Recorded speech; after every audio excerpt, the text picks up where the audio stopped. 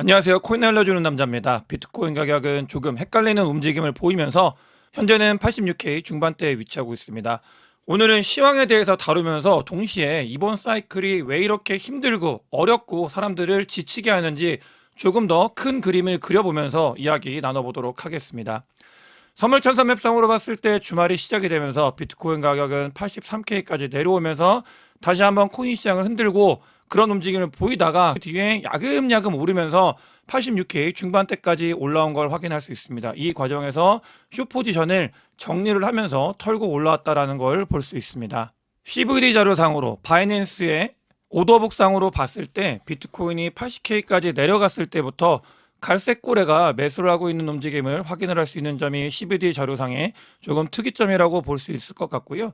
또 보시게 되면 84K, 3K 라인을 횡보할 때 매도벽이 치워진 모습을 확인을 할 수 있습니다. 이런 움직임은 밑으로 누르려고 하는 움직임 혹은 밑으로 누르려고 하는 시그널 자체를 조금 없앤 부분이기 때문에 비트코인이 살짝이라도 올라가는 거에 영향을 줬다라고 보시면 되겠고, 갈색 고래를 제외하고 나머지 움직임들은 관망을 하고 있는 정도라고 보면 되겠습니다.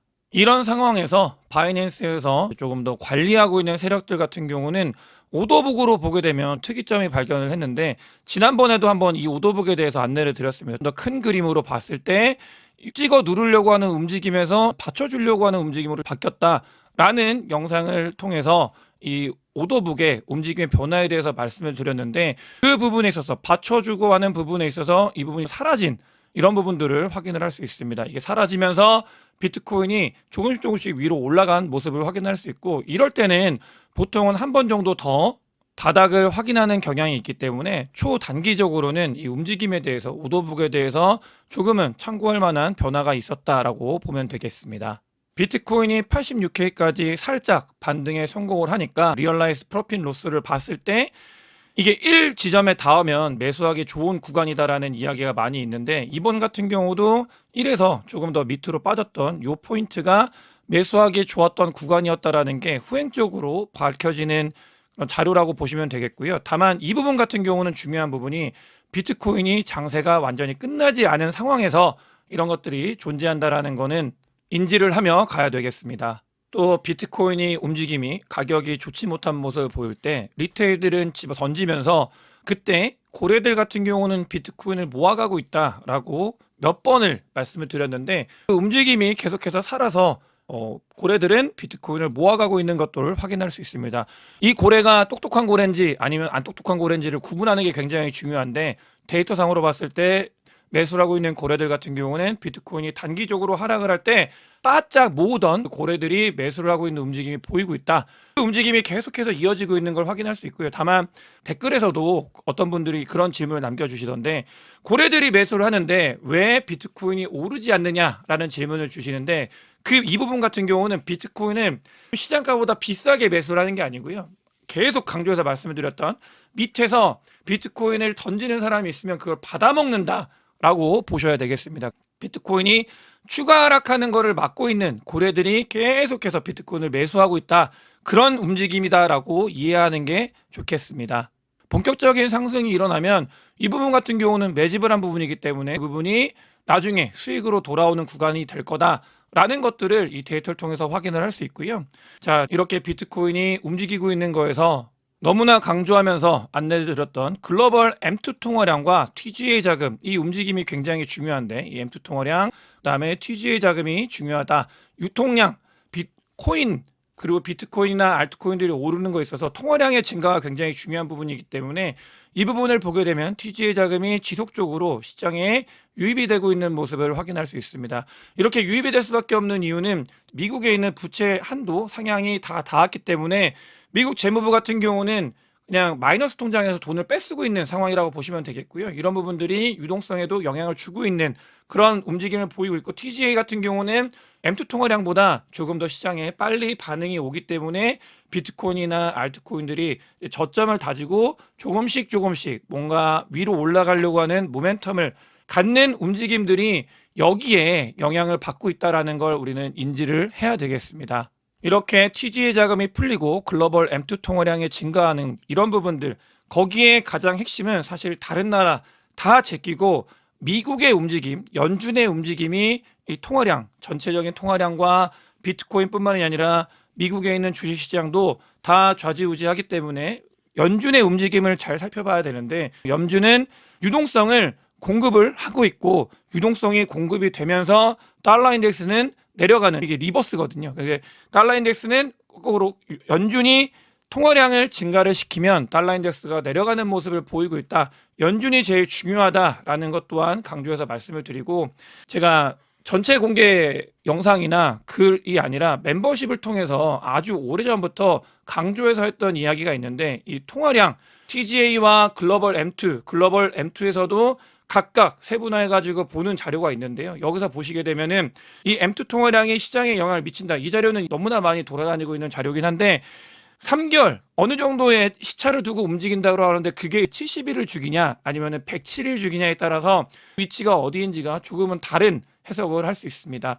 하지만 중요한 부분은 글로벌 M2 통화량이 과거 하락을 하던 걸 멈추고 다시 상승을 하기 때문에 3월 말, 4월 초 혹은 4월 중순부터 좋은 움직임을 보일 수 있는 선행지표가 먼저 움직였다라는 걸 확인을 해야 되겠고요.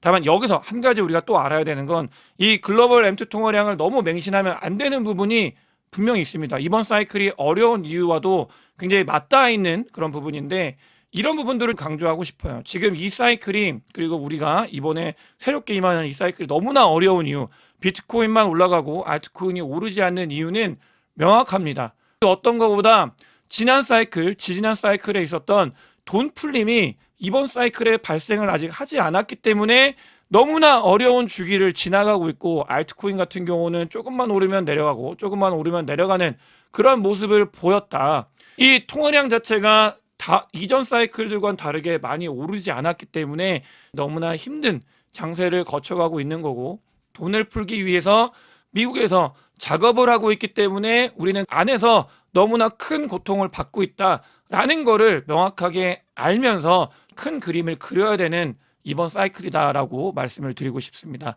쉽게 얘기해서 사이클이 어렵고 잘 안 오르는 이유는 미국에서 돈을 안 풀기 때문이다라고 결론을 내릴 수 있습니다. 그만큼 난이도가 많이 올라간 장이고, 미국에서 돈을 안 풀기 때문에 글로벌 M2 통화량에 어느 때보다 민감하게 상관계수가 높은 채로 반응을 하고 있는 시장이다라는 걸 명심을 해야 되겠습니다. 이런 상황에서 비트코인이 야금야금 올라가고 있는데, 비트코인 현물 ETF를 놓고 봐도 순유입이 계속해서 조금씩 나타나고 있는 걸 확인할 수 있고요. 이 부분이 팡 하고 터질 때 비트코인 가격도 같이 터질 수 있는 그런 시기가 맞닿아 있다라고 봐야 되겠고, 비트코인 현물 ETF는 비트코인의 수급에 너무나 중요한 부분을 차지하기 때문에 야금야금 오르는 부분들은 수요들이 조금씩 관망을 하면서 조금씩 사기 때문에 그런 움직임을 보이고 있다라고 보시면 되겠고요. 비트코인이 86K까지 올라왔는데 중요한 지점은 84K 라인을 지지하는지 여부와, 다음 같은 경우는 90K 쇼터몰더의 리얼라이즈 프라이스 가격인 90K를 어떻게 올라가느냐, 이 부분이 굉장히 중요한 포인트라고 할 수 있겠습니다. 지난 2024년도에 조정장일 때 여기를 맞고 계속해서 맞고 내려오고 했기 때문에 이 부분이 굉장히 중요한 라인대다. 어떻게 뚫는지를 우리가 꼭 봐야 되는 라인대다라는 걸 참고를 하면 좋을 것 같고요. 돈이 풀리면서 금이 올타임 하이를 넘고 시장이 너무나 위축이 되고 투심이 죽다 보니까 금으로 안전자산을 몰리면서 금이 쭉쭉쭉 올타임 하이를 찍고 있는데, 2010년도 이후에, 특히 2016년도 이후에 이 자료는 금이 비트코인과 S&P 500을 선행하는 자료다라는 걸 알 수 있거든요. 뭐냐면 금이 먼저 가고 그 뒤에 비트코인과 미국 주식이 같이 움직였던 게 2015년도 이후부터 그런 상관관계가 많이 높아지고 있는데, 과연 이번 같은 경우는 금이 올타임 하이를 찍었는데 그 뒤에 비트코인과 S&P 500이 어떤 움직임을 보일지 보면 좋은 자료다라고 생각이 들고요. 스테이블 코인은 너무나 강조해서 말씀을 많이 드렸기 때문에 스테이블 코인 테더 같은 경우는 지속적으로 시가총액을 늘려가고 있습니다. 시가총액을 늘린다는 말은 미국 국채를 보유하고 있는 양이 더 늘어난다는 말과 같고, 글로벌로도 7번째, 전 세계 국가 중에 7번째 국가에 해당하는 것만큼 미국 국채를 보유하고 있는 큰 손이 되어가고 있다. 이런 것들을 알아야 되겠고요. 스테이블 코인은 계속해서 증가하고 있고 쓰임이 늘어나고 있고, 스테이블 코인을 갖기 위해서 미국에 있는 기업들이 정말 많이 움직이고 있다는 걸 알아야 되겠고, 스테이블 코인은 올타임 하이를 넘어서 좋은 움직임을 보이고 있다. 이 자료 또한 굉장히 중요한 자료인데, 이 장이 하락장이냐 아니냐를 볼 때 중요하게 판단할 수 있는 근거기 때문에 그런 움직임들이 계속해서 늘어나고 있다라는 걸 확인을 할 수 있고, 중국이 부양을 하고 또 독일도 부양을 한다고 합니다. 793조 원의 부양책이 사실상 확정이 됐다고 하는데, 중국이 부양을 하면 중국 주식이 좋고 독일도 주가가 좋습니다. 독일이 돈을 풀기 때문이죠. 아까 말씀드렸던 미국이 돈을 풀면 전체적으로 글로벌 통화량이 증가를 하게 되고, 그렇게 되면 나스닥, 미국 주식뿐만이 아니라 비트코인도 좋은 움직임을 보일 거다. 사이클이 너무 어려운 이유는 아직 돈 풀기가 시작이 안 됐기 때문이다라는 걸 인지하면서 우리가 이번 사이클에 매수 매도 투자 전략을 세우는 거에 촉각을 곤두세워야 할 것 같습니다. 오늘 영상이 도움이 되셨으면 구독과 좋아요, 많은 공유, 댓글, 그리고 큰 관심 부탁드리겠습니다. 영상 봐주셔서 대단히 감사합니다.